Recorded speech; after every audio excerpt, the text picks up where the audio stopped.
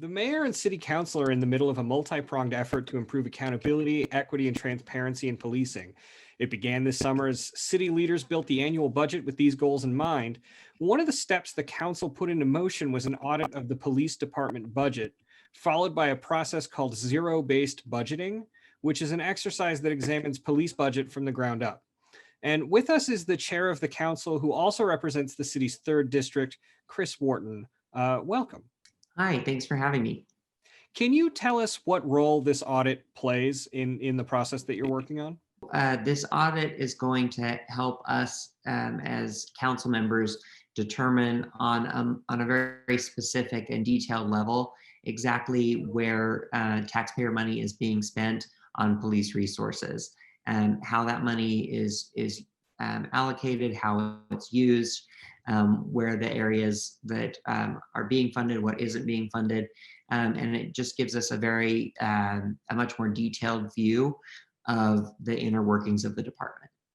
So we will take that information and use it to inform the city's first zero-based budget exercise. At what stage is this audit in at this point? So we have just finalized or are finalizing who are going to be the auditors for this. And then the audit will begin immediately thereafter. We're hoping to get started later this month. Can you talk more about zero-based budgeting in general and how it's going to help in this specific process? Sure. So zero-based budgeting is a little bit different than the way we typically do budgets. We typically do a base budget where a department will come to us and say, this is what you have given us in the past. This is what we anticipate our needs will be for this year. And this is why we're asking for this amount for this year. And a lot of the discussion really focuses on the difference between what the department currently has and what they're asking for moving forward. A zero-based budget starts with the premise that the department has $0, and then you slowly add on top of that all of the things that the department needs, and so it allows the council to really scrutinize that money and make sure that that we're accounting for every dollar that's being spent. And it allows us as council members to have more visibility on the inner workings of the department and to make decisions regarding funding that reflect the values and the goals of the city. Can you talk to us about those goals, especially in this process with zero-based budgeting for the police department? What are those goals?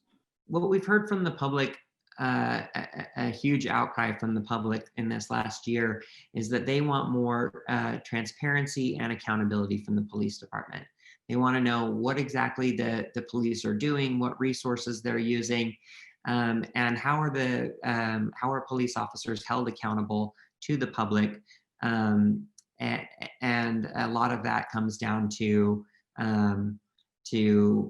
like other areas that are outside the budget, but a lot of it is really tied to what the budgetary resources of the department are. So that's why it's really particularly relevant to this zero-based budgeting exercise. Can you talk about what the next steps are for this? Yeah, so once the auditor is finalized, they will work with council staff and administrative staff and the police department to go through all of their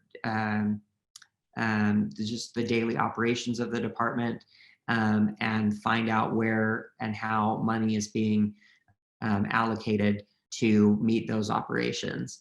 And then they'll make recommendations about whether or not they think that funding is adequate or whether funding is being used for what its intended allocation was for. And then the council can make decisions based on that about what adjustments to make to the budget going forward. For residents of Salt Lake City who want to keep an eye on this process and maybe have their voices heard further down the line, where do they go to do that? Where do they go to keep an eye on this? Yes, absolutely. And we hope that they will. They can go to slccouncil.com. That's the city council's website. And we'll be posting information there about updates regarding policing and equity. And we'll of course have our public discussions in all of our city council work sessions and formal meetings. They can also follow what the city's doing through the Commission on Racial Equity and Policing. We hope that group will also have input on this process moving forward. And the time when it's really going to start to where we're going to really want to hear input from residents is at the start of budget season, which it will be in the spring of 2021. Usually kind of those discussions start around April or May and carry on into June. That's when we have to finalize the budget. Great. Thank you so much for taking the time to talk with us about this. Yeah, thank you for having me, and thanks for bringing this issue to the public's attention.